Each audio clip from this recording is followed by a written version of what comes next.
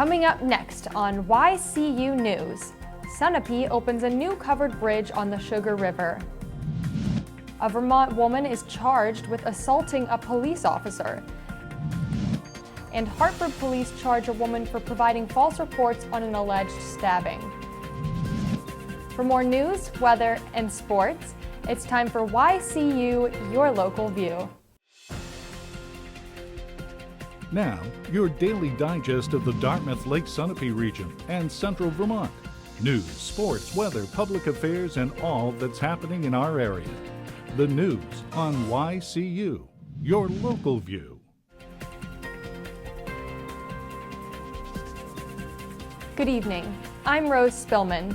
Thank you for joining us for this Friday edition of YCU News.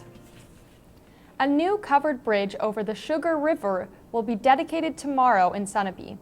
All are invited to the noon ceremony along the banks of the river. Volunteers built the bridge. Many more people donated time and money to finish the project. But the bridge is about more than a physical structure. It's about community members working on goals for the town's future. Project Sunapee aims to create a community of citizens who want to shape the town's destiny. Making the most of Sunapee's landscapes, its economic and cultural future, are the goals of the Project Sunapee.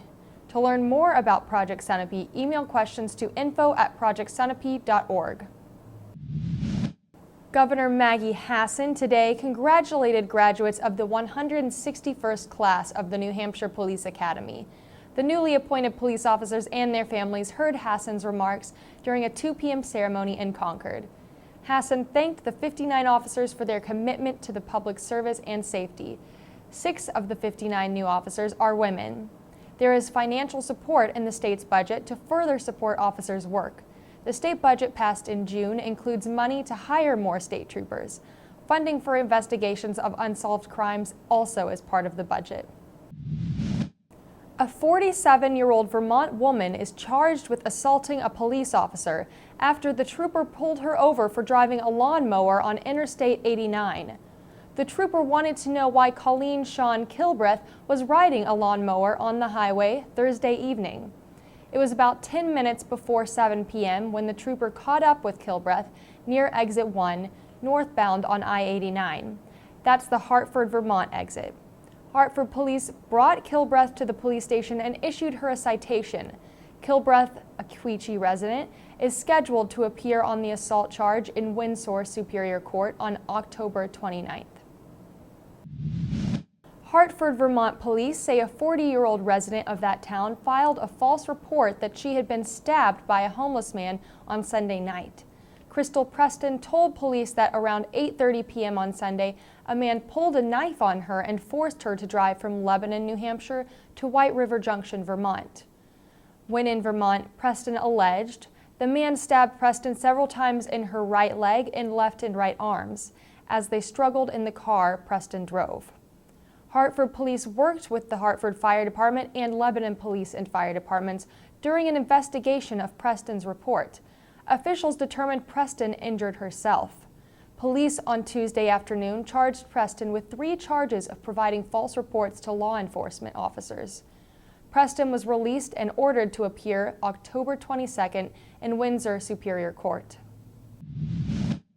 It's been a summer of rain in Lebanon, especially for one particular street.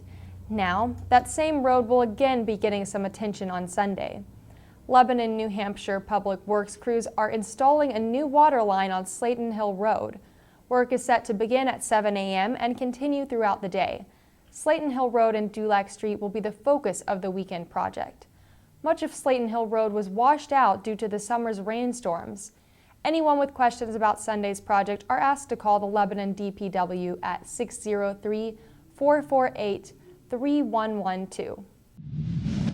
Now we have the YCU weather forecast for this coming weekend. Tonight we have partly cloudy skies with temperatures around 68 degrees. And if you're a fan of folk tunes, head over to the Community Coffee House in Sunapee at 17 Lower Main Street from 7 to 9 p.m. Tomorrow we should have a break from the rain with temperatures in the upper 60s. And if you're in the Woodstock area, head to the traditional craft day from 10 a.m. to 5 p.m. at the Billings Farm and Museum. Sunday will be warm with temperatures around 70 degrees, But don't forget the penny sale in Claremont from 11 a.m. to 4 p.m. at the Senior Center, where there will be a 50-50 raffle, food concessions, and over 200 prizes. Thanks, John, and thank you for joining us for this Friday edition of YCU News.